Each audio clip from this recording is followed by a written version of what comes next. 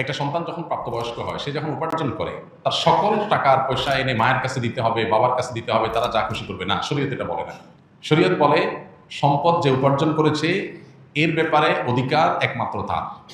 হ্যাঁ, উপার্জিত সম্পদ থেকে মার চলার জন্য, মার বেঁচে থাকার জন্য, সুস্থতার জন্য, চিকিৎসার জন্য যেটা প্রয়োজন সন্তান হিসাবে সাধ্য অনুযায়ী, মায়ের নিজের না থাকলে বা দেওয়ার মতো ব্যবস্থা না থাকলে অবশ্যই সন্তানকে সেটা বহন করতে হবে।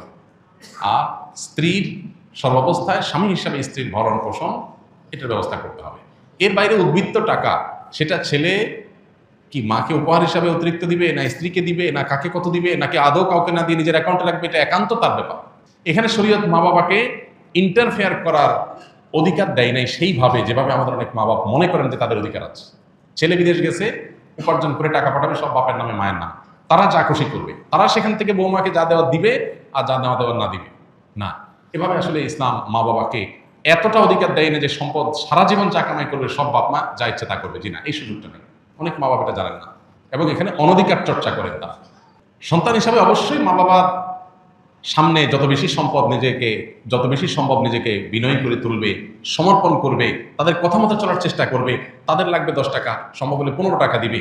তাদের যা দরকার তার চেয়ে বেশি দেওয়ার চেষ্টা করবে, তাদের চাহিদার চাইতে বেশি সেবা করার চেষ্টা করবে। এটা সন্তানের জায়গা থেকে তার মানসিকতা থাকা উচিত। মা বাবার প্রতি কর্তব্য বোধের জায়গা থেকে তারা আমাদের মা বাবা। আল্লাহর পরে তাদের সদাচরণ করার গুরুত্ব সবচেয়ে বেশি আল্লাহ বলদের পরে, অতএব সেটা খেয়াল রাখবে। কিন্তু মা বাবা এর মানে এই না যে সব কিছু মা বাবা নিয়ন্ত্রণ করবে। জি না, এখান থেকেই সংসারে অশান্তিটা শুরু। মা বাবা জানে না তাদের অধিকারের রূপরেখা কি এবং কতটুকু সীমানা আছে। এর বাইরে তারা মা বাবা হিসাবেও অধিকার চর্চা করতে পারে না বা তাদের ক্ষমতা তারা জাহির করতে পারে না। এটা আমাদের সমাজে জানাশোনা নেই। এই জায়গা থেকে সমস্যাগুলো তৈরি হয়। একটা হাদিস আছে, সেখান থেকে কিছুটা অনেকে ভুল বোঝেন। হাদিসটা হলো এই, নবী সাল্লাল্লাহু আলাইহি ওয়াসাল্লাম বলেছেন, আনতা ওয়া মালুকা লি আবিক, তুমি এবং তোমার যাবতীয় এবং সমুদয় সহায় সম্পদ সব তোমার বাপের, মায়ের, বাবা মায়ের। এই হাদিসের মানে অনেকে মনে করেন যে কেউ যা কামাই করবে সারা জীবন যত কিছু করবে সব বাপ মার।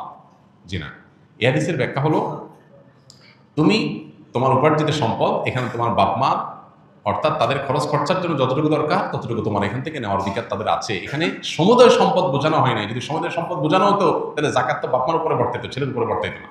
কারণ সম্পদ যদি একজনের হয় জাকাত তো আরেকজনের উপরে বর্তাবে না। এরকম আরো বহু প্রশ্ন তৈরি হবে। এই জন্য হাদিসটার ব্যাখ্যা আমরা অনেকে ভুল বুঝি এবং এর ফলশ্রুতিতে অনেক মা বাপ একটু বাড়াবাড়ি করেন, সীমালঙ্ঘন করেন এবং সেক্ষেত্রে স্ত্রীর সাথে ছেলের দূরত্ব তৈরি হয়। এগুলো আমাদের ব্যালেন্স করতে হবে।